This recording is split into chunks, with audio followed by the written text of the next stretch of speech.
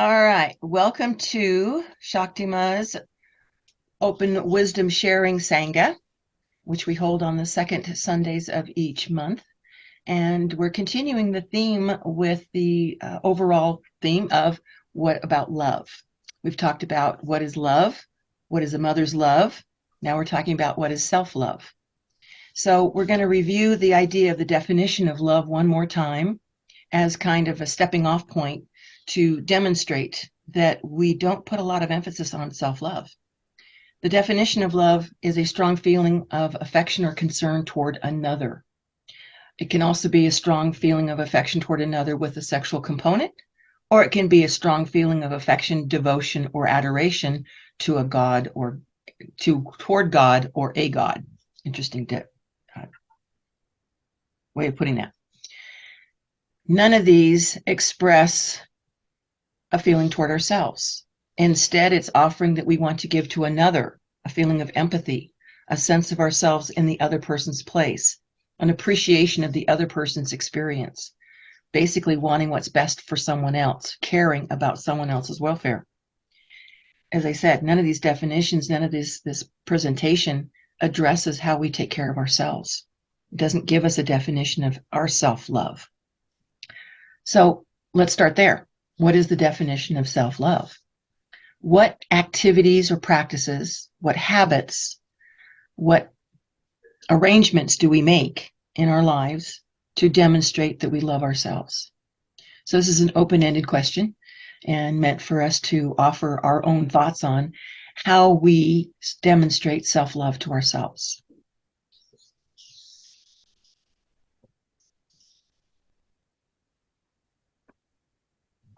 Don't be shy. Well, that's a deep subject. It's difficult to express self-love when you focus on a lot of things and everything else is important. So, from my experience, what I've learned very recently is that I was pushed into no choice but to stop, no choice whatsoever. So, and then you realize that you have to make time for yourself. And I think that one definition of self-love is to actually make time and stick to it. Yeah. Not push it to further into your planning or into your agenda. Yeah, postpone or reschedule yourself. Exactly. Yeah. How about you, Carla? Yeah, I agree with Ram. It's also about setting these boundaries or saying enough is enough when you feel your limit is. You can do that also with compassion, right? Mm-hmm. But it's self-love also. And then I think if we go one step further and you already found yourself in a confrontational situation, then I think forgiving yourself is actually a key importance in self-love. Both forgiving others, but I think most of us have a harder time forgiving ourselves than forgiving others, especially us, which is working with spiritual and Buddhist stuff. We forgive everybody else, but we're so hard on ourselves. So I think self-forgiveness is a key. Mm-hmm. Do you have any practice or routine that you pull out when you realize you're in that state, or do you bump into it later after you've gotten through with your ego running amok?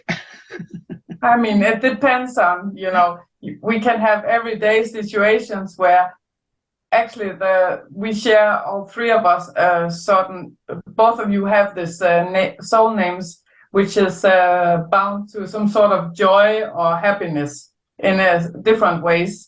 And I actually, since I got 30 or so, I realized more and more to be able to laugh at yourself, not like in a cruel way, but to just laugh and move on. In laughter, there's actually so much compassion. And I find myself more and more, even if it's tragical things I'm going through myself or other people, that the laughter is some sort of compassionate, and it's not a loud laughter. It's just right, life is miserable. What the whatever I'll not say. So there's some sort of not happiness, but you understand, humor, which can actually mend so many wounds, I think, step by step. That's one knowledge I found. And then, you go through all kinds of things, and you always focus when you are trained in looking at your own and other people's shadows. Immediately in the start, you'll point at other people, and then, or you'll point at yourself, but in the end, you'll point at yourself back again and say, I know that feeling. And do that with not a laughter maybe, but there's also humor in that. That is healing to realize, wow, Carla, you did it again. Are you any wiser? Yes, a little bit. Yes, a little bit. Well, we are actually in progress. Yeah, I would call that loving acceptance. In other words, your self-love of yourself is you've honored your mistake, you've acknowledged it, and now you're embracing that it gave you something, and you're not going to get yourself all tied up with it. That's a beautiful solution. Yeah. And nobody is perfect. Where most of us are actually are not on the road to harm anybody else. We do it frequently. We harm people very much because we love them and they love us. But if you somehow can say, oh, and then move on in compassion. Compassion for yourself. That's what I'm trying to do. Yeah, sure. And exactly. Yeah, that makes sense. Yeah, I have to agree. I find my own challenges much easier, lighter, when I can laugh. When I can say, oh, you silly Billy, look what you just did. Instead of, oh, you idiot, my God. That self-talk.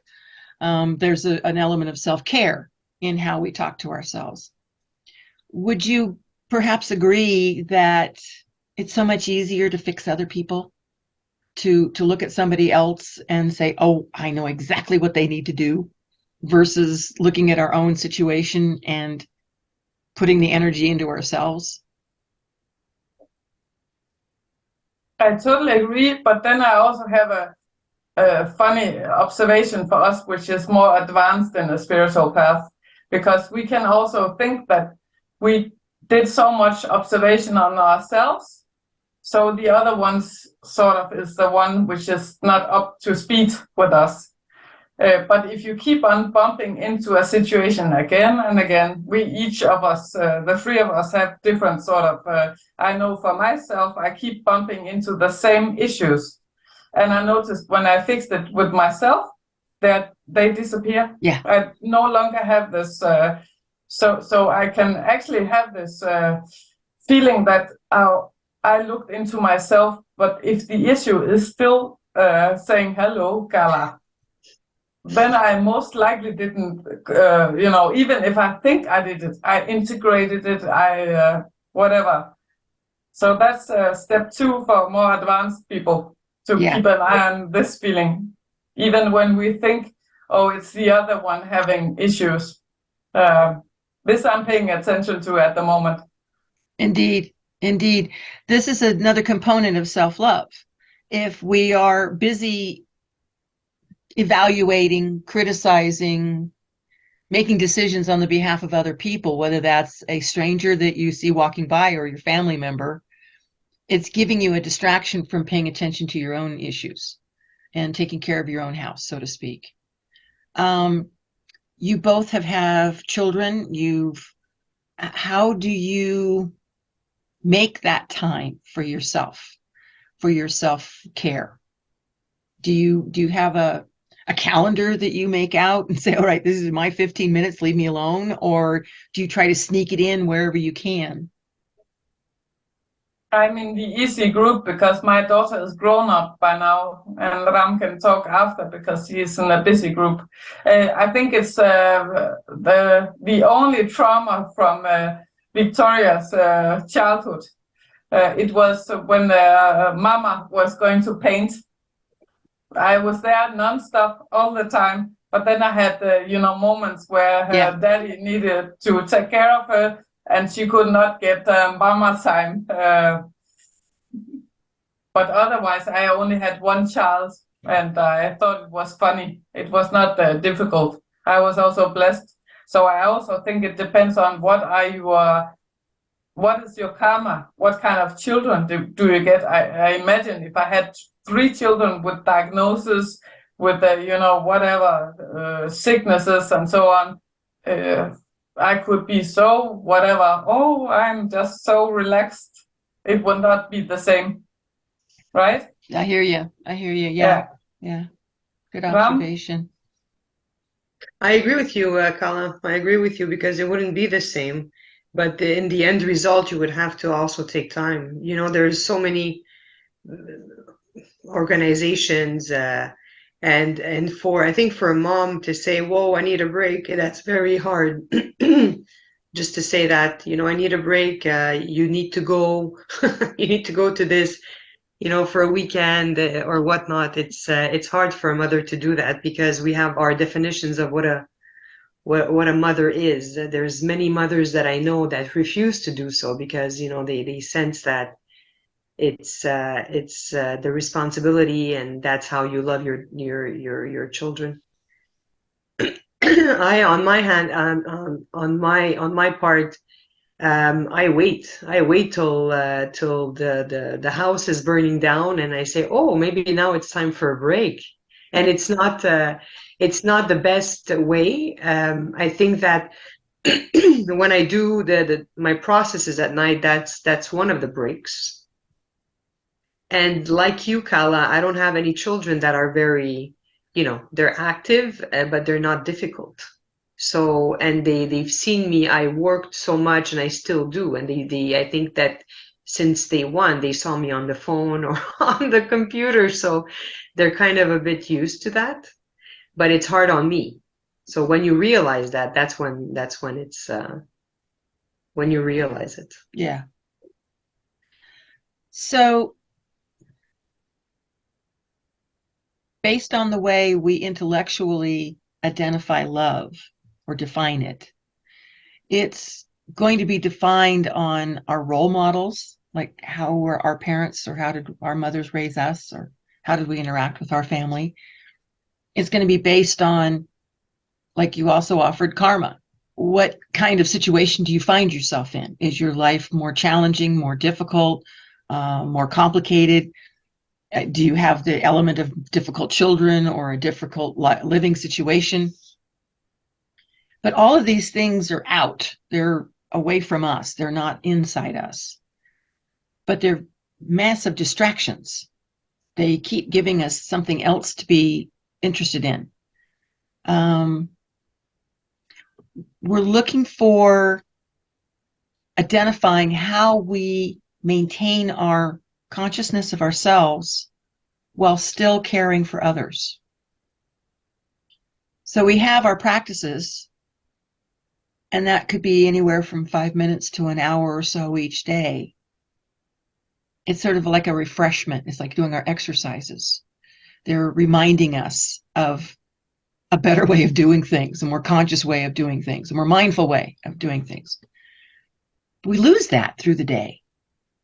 We deal with traffic and the idiot that's trying to get by that can't, or we're dealing with the boss who's upset about their own situation and they're taking it out on us. We're worried about the environment or the weather. There's so many external distractions, alternatives to keep us busy outside of ourselves. Do either of you have a method by which you touch your consciousness or your mindfulness, that you kind of return to home base throughout the day? Or is there awareness that you are touching your base throughout the day? Taking a deep breath as you move through and when the house is on fire, or maybe running through a quick 21 beads of a particular mantra to reposition yourself, recenter yourself throughout the day. Is that something that makes itself available to you, either one of you? I mean, since I was a child, I was actually, before Maha or somebody else spoke about taking a deep breath, I was this child. For me, it's more the opposite combination, because I love actually people which I care about. And if I would just sit on a mountain alone and doing my stuff, I would feel miserable. I mean, I love the people who is in my family, my friends, and so on. So for me, it's actually opposite. I also need to understand that even if they are breaking my routine of painting or going to work or meditating, even if it's stressing once in a while, uninvited guests coming along, which I love, then I would be actually the first second I'm thinking, no, I want to paint a picture, or no, I need to meditate or do my stuff. And I need to remember myself constantly, or remind myself, I love these people and they actually make me happy. Do you understand? Mm-hmm. So it's for me, it's not actually keeping this me time. It's also remembering that people around me makes me happy. I get so happy with the people I love come to my home or around me. Does it make sense? It does, but I'm still kind of, my question back is, how do you ensure that you have what you need? In other words, some people are going to have a lot more structure to them. They need to have habits and routines that keep them on track. So I need to have my coffee at 7 a.m. I need to be in the shower by 7:30. They've got a pattern that applies. To me, that's not necessarily being mindful or self-care, although it's certainly providing self-care. But there's a rigidness to that. I've got to have or you're interrupting my colleague. You're bringing up the fact that somebody interrupts it isn't a bad thing. But how do you keep your boundary in that exchange? I always, Suki, I was the only child of my mother, so I had lots of space for just being. There was not 5 siblings competing with me. So already there you have something. My mother was therapeutically and pedagogically trained. She's a therapist, right? So already there I had some sort of advanced, let's say, it's a run on the field, right? Who is ahead. She was aware, okay, Karina or Carla is not functioning that well in the morning. She needs 2 hours before school. We'll light candles, we'll just eat slowly. That is already a present in my life. Okay. You understand? And I continued this with my daughter. Try to focus on what kind of soul is she, what does she need. We all have these things we need, actually. We spoke about it also with you. Us people which are saviors, we once in a while stop up and ask, who is going to save me? Who's going to take care about me? All of us has these moments. What is our weakness? So how to maneuver in this? And I try to maneuver in this with myself also. That's also self-love. Yes. I need my morning coffee. I need music, jazz music in the morning, and I don't need people to talk about money and the politics before noon. Right? Totally. And that's my sort of, and it's not like the world will collapse if they do, but this way I'm happy. And most people I know are actually happy also, so it was never a problem with this. But that's, so I know my boundaries, and I know, because I can also get agitated or angry if I'm too sort of present this way. Yeah. So that's how I maneuver in life. Interesting. Yeah, I like the idea that your upbringing gave you more flexibility to accommodate what worked for you. That's fascinating. How about you, Ram? You had siblings. How'd things work for you? Well, it was difficult because I always thought I was I don't want to be negative today, but I always thought I was adopted because I'm so different from both of them. But we're all different, so it's but we were all raised the same way. And from my part, like Kala, you were talking about your mom, and it wasn't the same. It wasn't oh, she needs her cereal, or she needs 2 hours beforehand.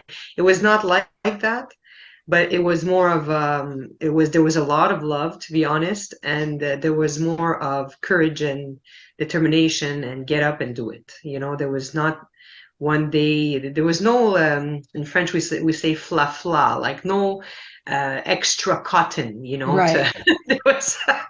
it was not necessarily like that, most probably because my parents were not brought up like that. But I mean, the fact that I don't relate, not that I don't relate, I'm just very different from them.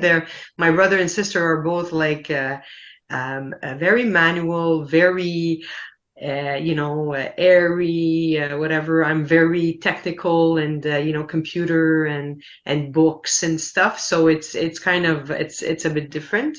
Yeah. But Kala, but I love them, and we have a great relationship. But Kala, what you were saying about your boundaries within what you know, I think that's the key. I think that the key is, hey, this is me, and that's knowing yourself is the first step.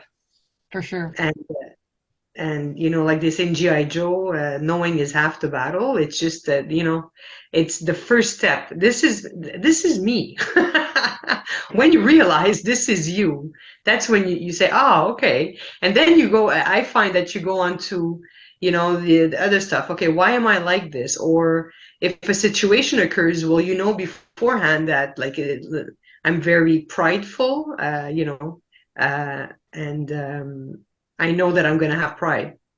So you know where to look. You know yourself.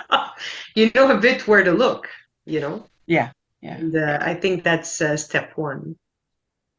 You both bring that up as a what you're offering, as I hear it, is you're suggesting that you have preferences and expectations of self-care, that you prefer to have that allowed. In other words, that I can have my tea, I can avoid nonsense conversations until noon, whatever the preference might be. But if we're conscious as well as self-caring, we recognize an interruption and can either assert our boundary and offer, no, this doesn't qualify for interfering with what I'm doing right now, or this person need is greater than mine, and I'm going to share myself with them. But it's a conscious decision to do so. Versus I'm doing, what about me? We fail to recognize that we're depleting our own resources until it's too late. So you both have described, in my opinion, a much healthier approach, that you are aware of what you want to make yourselves comfortable, to be caring for yourselves, but you're also available to others in the event they need you at that time, or they need to interfere with your self-care. So that's a state of being in consciousness all the time. And it reminds me of a quote, I don't remember who said it, but I always loved it. The key to forgiveness is understanding. So understand why do people do things, right? Yeah. There's something there in our discussion at the moment also compared to ourselves, that most of things which people do, if you can put yourself in their position, like I said, don't speak too early in the morning. You can speak about poetry, but don't speak about the money and war and things like this. Yeah. Catch me afternoon, and I'll be much more gentle, right? I hear you.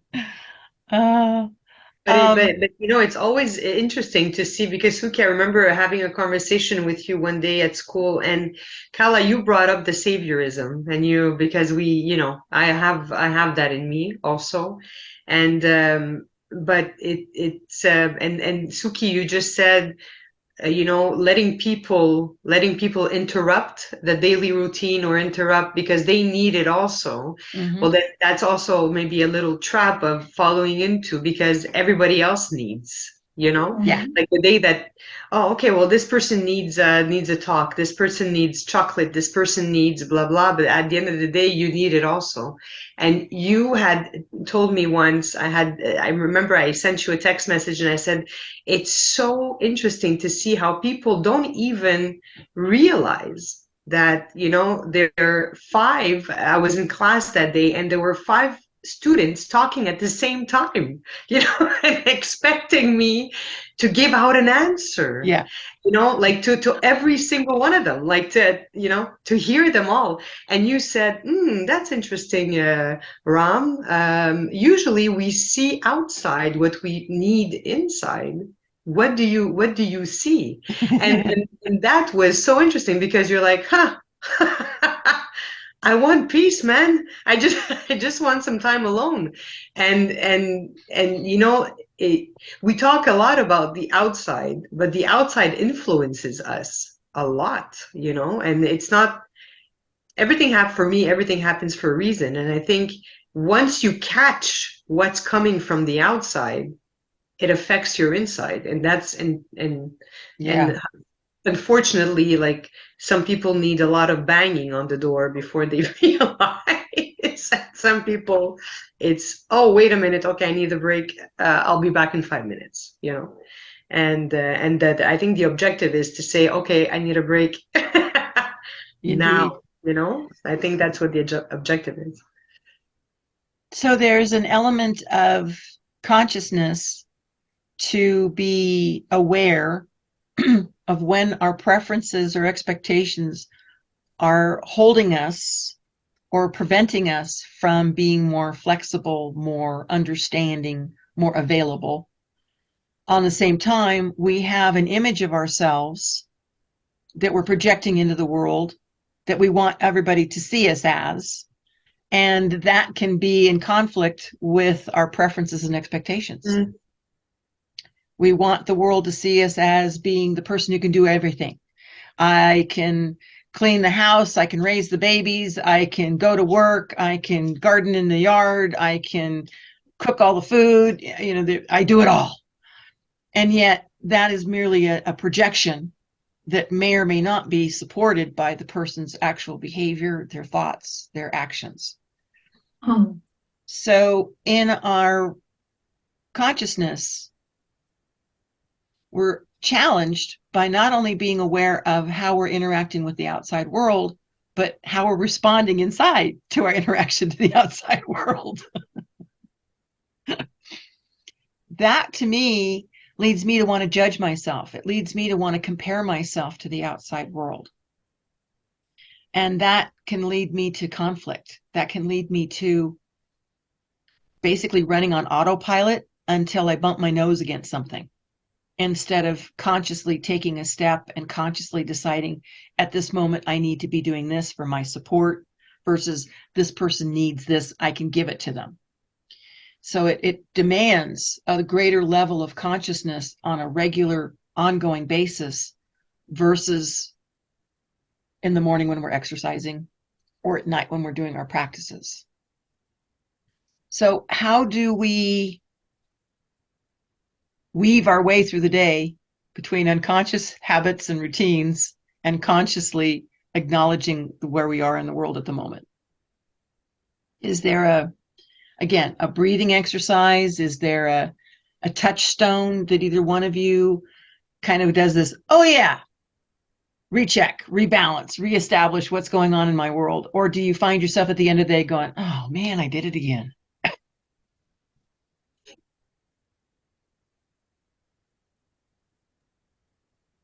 I mean, it's funny, we discussed earlier this compassion mantra can be unstable or too much, but actually what I do once in a while is having the compassion mantra in mind while I say, I tried very hard today, but imagine that I did it again. I'll do better tomorrow. And the laughter or it's not happiness, it's not happy laughter. but it's just this realizing, oh my, I'll not swear on this podcast, but oh my, I did it again. Right, I'll be back on track tomorrow. It also helps me actually. Wasn't that kind of a case of forgiveness and acceptance? Exactly. Yeah. And with a slight joy to sort of heal I have some lovely girlfriends, which helps me in this context once in a while. Not on purpose, actually, and that's better, because on purpose it would maybe be manipulating girlfriend talk, right? But they do it somehow. They teach me this. Both of you know Amalie or Amelie, and she has this ability to somehow, no matter how much life sucks, she is just, oh wow, I learned something today. And that actually helps me. She is my mentor on a rainy day. Then I remember Amalie, and I can just look at people on the street, situations, and laugh, and that is a healing in itself. Nice. I love that, because usually I just take a 3, 5, 7 minute break, and try to take the break without having the phone in hand, and without thinking of you have those 7 minutes without doing another thing at the same time, which is hard. And it's not a super healthy break, because it's a cigarette break usually. And but it's an outside break, and everything happens outside, because you go outside, and you either come out of the building, or you go out of your house, and you're like in your thoughts, and and super frustrated, and you don't see what's happening. You're just like concentrated in your emotion, that you're frustrated. Mm-hmm. And then you're outside, and then I'm having I spend a lot of time at the school, so I'm having a cigarette, and then a dog walks by, or a child walks by, or a person that is just really happy, and then you're like, okay, well, that moment I was happy today. And it helps because it gets you, first of all, distracts you from that, and brings you back. And well, I think I always thought, and I still do think, that the first reaction is to come back to yourself. And that's, for me, I'm not saying for everybody, but for me, that's sometimes very hard. Yeah, I can agree. It can be very challenging. Mm-hmm. Absolutely. We all have those friends, Kala, you're talking about, and they're a blessing, these people. And sometimes it's not even people that you know. Sometimes it's somebody that just walks by, and they look at you. And I'm actually thinking, when you're explaining this, it's you cannot get closer to Buddhism than this explanation, because I think to be happy or content or without suffering, it's actually so simple. It's an animal. It's a simple sort of sign of joy. It's so easy, actually. It's so simple, and we forget it. We are having so much drama every day, right? Most of us are intellectuals. We are complicating things. But then, just a dog like Suki's Bailey, it's so simple. What makes us happy? For me, I realize it's so simple what makes me happy. It can be a person in the metro, it can be a dog on the street, or a bird, or a little flower which just, despite of winter, decided to grow. That is actually the core of also self-love, I think. Yeah. Being able to appreciate the simple things. Yeah. So in our self-care,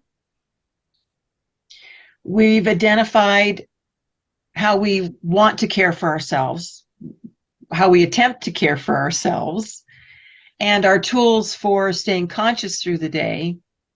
What about letting others care for us? is that also a form of self-love? Accepting someone else's overtures, efforts, intentions. That's a good one. That's a good one because I have a lot of trouble with that. Mm-hmm. And that's That's where the question came from. that's a good one, but it's very hard.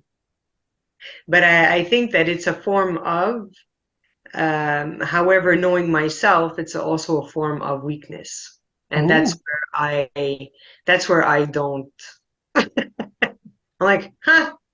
Well, I told that, I mean, I'm very prideful, and another thing is to accept it, but another also difficulty is to accept, but to put the conditions on how you're going to help me, That was going to be the next part of that question.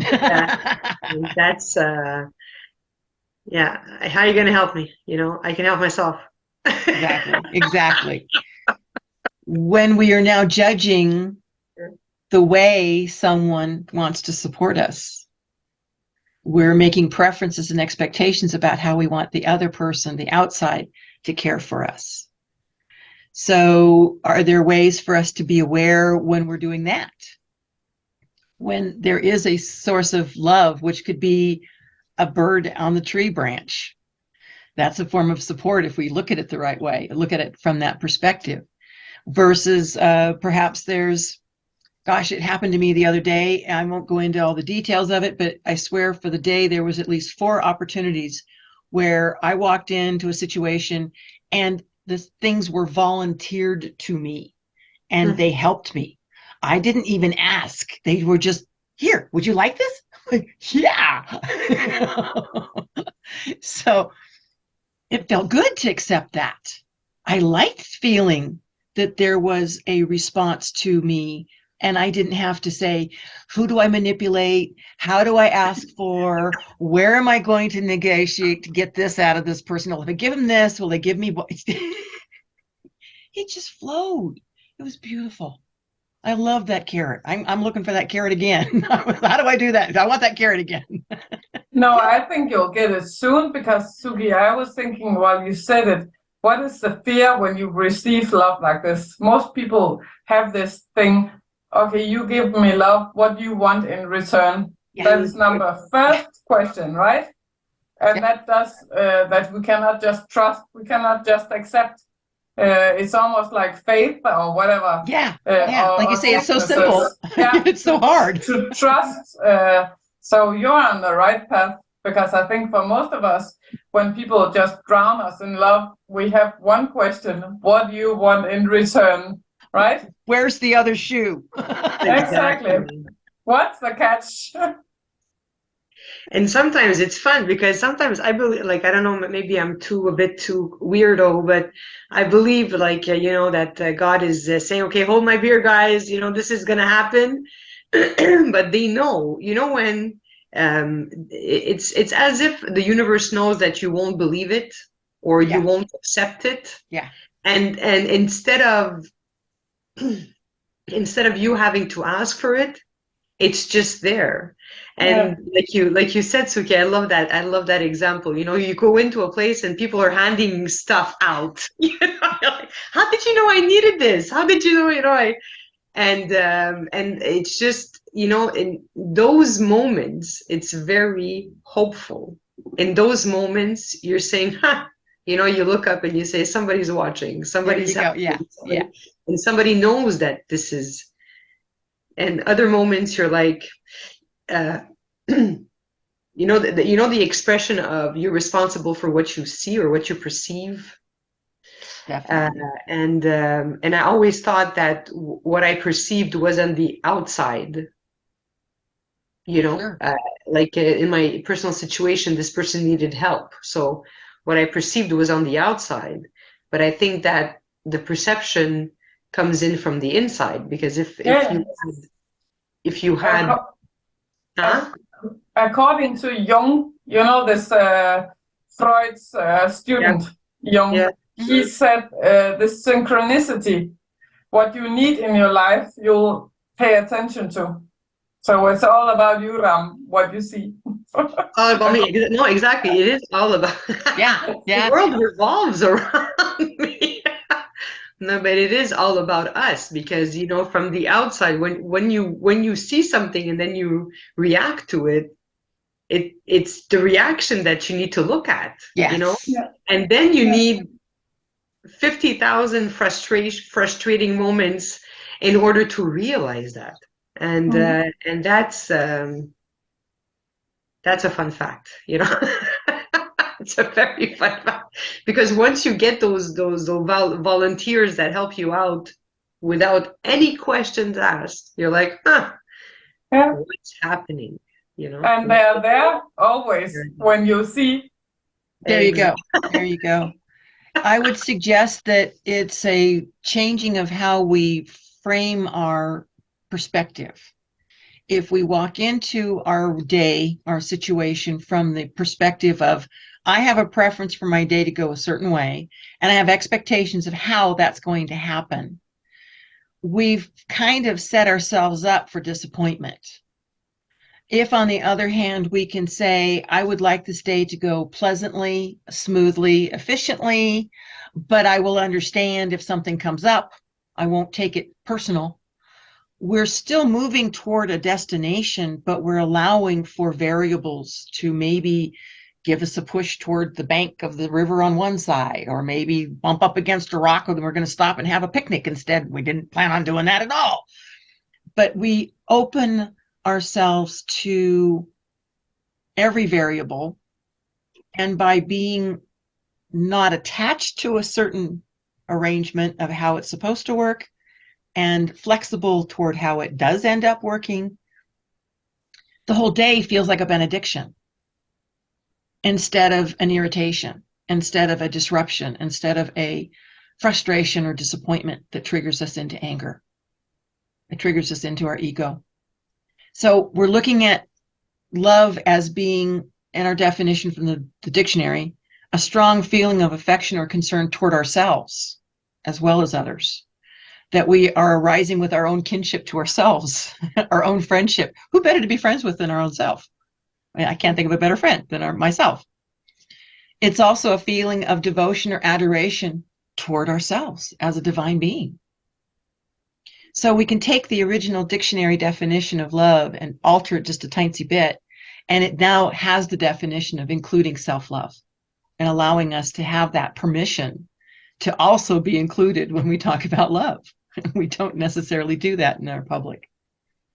So in that direction, we've worked our way through our definition of self-love, the types of tools we use for our self-love, how we want that to be interpreted, how we would like it to be received by the world, and how we would like to be supported because of the way we want to approach the world. That takes me to the idea of either a guided meditation for this afternoon if we wanted to, or moving on to tools, and we can wrap up for the hour. Yeah, I think we should move on to tools. Okay, that was my thought too. But yeah. So in the tools department, we briefly spoke earlier about the compassion mantra, and it's certainly available. I have been practicing the compassion mantra since I was probably 12. I got it from a science fiction book from Robert Heinlein, and it was the book, The Stranger in a Strange Land. If you've read it and you're familiar with it, cool. If you're not, you might want to read it if you're into sci-fi. But the whole point of it was the concept we have of being self-contained and capable of embracing another person's experience as if it were our own. But that also allows us to embrace our own experience at a level we might not be willing or feel safe to do.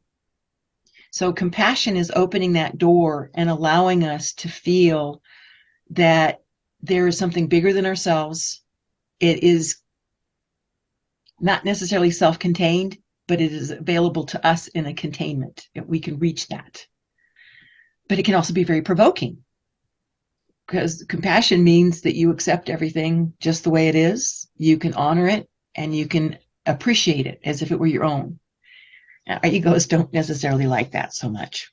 So compassion is definitely an option, but it can also be a very triggering tool. And that's not the goal for our creating self-love until we're at that level. And then we're just kind of refilling our tank with compassion mantra. I think the first mantra of the Atma Yoga is a really good option. I am conscious that I am conscious. Aham Nivadin Aham Atma. The concept here is that we are aware that we are aware. We recognize that there's something sitting on our shoulder watching what we're doing, but we're also watching the thing watching us watching what we're doing. It brings us back to ourselves. I looked at the 5 elements as being another option. A wonderful grounding. It's your kit bag. It's your survivor bag. We call it a ditch bag around here when you have to leave in a hurry. You have all your resources tucked in one bag. But it's a wonderful, simple, but very powerful method of recharging ourselves, giving us the resources we need without having to get into the particulars. And I was also thinking about Rin from Kuji-in, in that reminding ourselves of our right and our place in this world, our authority to be ourselves without having to give explanation or ask for permission. Do you perhaps have any other tools that you would recommend?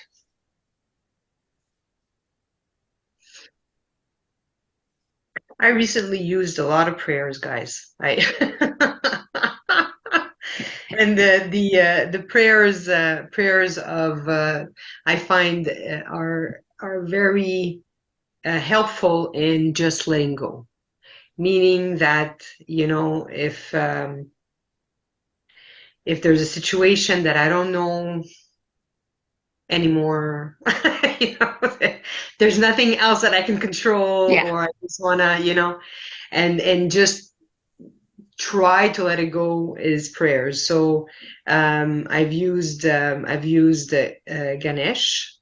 and I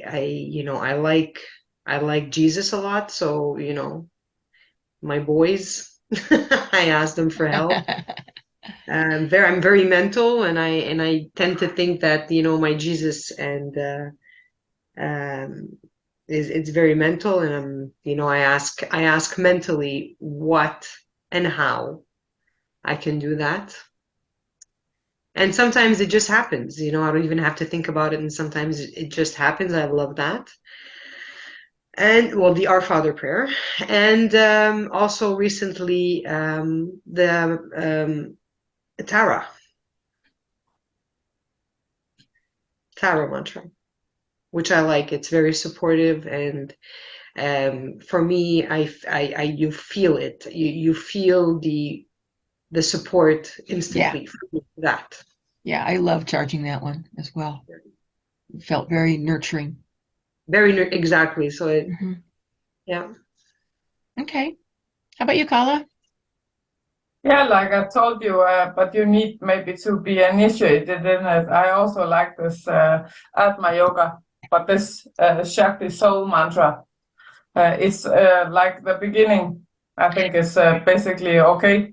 Yes. The first mantra is considered a standalone, but if you're going to be doing the full Atma Yoga, you're right. You need the initiation. Yeah. Quite true. I find myself, you know, in situations in life when I'm out of focus, or in situations where I don't feel safe or stable, then it just comes as a normal flow. Ever since I was initiated in that. Yeah. So, but also the elements, and I agree with the Rim as well. And then also just breathing. Yes. I'm allowed to be here. Yeah.